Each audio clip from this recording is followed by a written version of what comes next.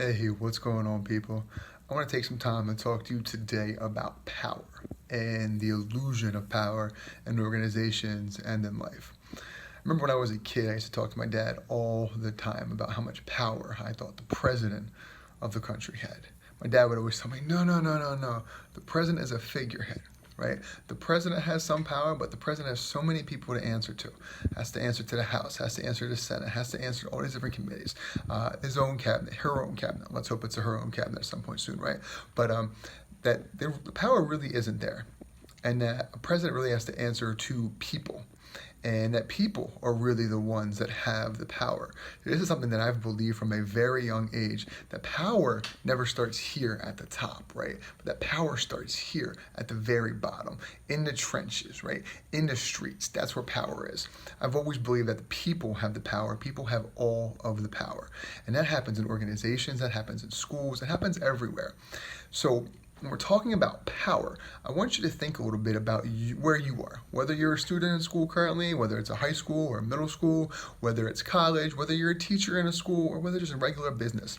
Think about how the power structure is in your environment, where you spend most of your time. When you think about power, do you see that power, that person at the top, whether it's your principal, your boss, whatever the case may be, do you see that person as having the most power, or do you see the power being at the bottom? And if you see the person at the top having all that power, my question to you is, why? Why do you see that? And if that person has that level of power, are they using the power that you see they have for good? And if the answer is no, if you believe that people are at the top are not using their power that people have given them to the best of their abilities and for the betterment of everybody that's involved, for all the stakeholders, what are we doing about it? See, I've always said that real movements, and I'm going to talk in schools for a minute, that real movements in schools start at the bottom. They start with teachers, they start with students, right? That students and teachers are the ones who lead to change more than anything. And think about that for a second. There are how many students in a school? There are how many teachers in a school? A lot more than there are administrators or principals. And at the end of the day, if enough people stand together, shoulder to shoulder, arm in arm, and demand the kind of change that they want to see, anything is possible. And I talk to kids, I talk to teachers in my school, different schools, the people that I get to interact with on a regular basis from the different roles that I live in life. And we talk about what we are able to do when we join together, when we rise up together, because rising up together is how we create that change. Look at the change that we see in politics, in our political world. You think that all the change we see, Democrats taking over control of the House, these movements, these protests, the things that we're doing right now, shutting down ICE camps and buildings and taking away their ability to function, you think these things happen from the top? Absolutely not. It starts from a group of people who are determined to make change and are willing to do whatever it takes to make that change. And we can do that in our schools. We can do that in our organizations. But the question is, how? And that answer is really simple.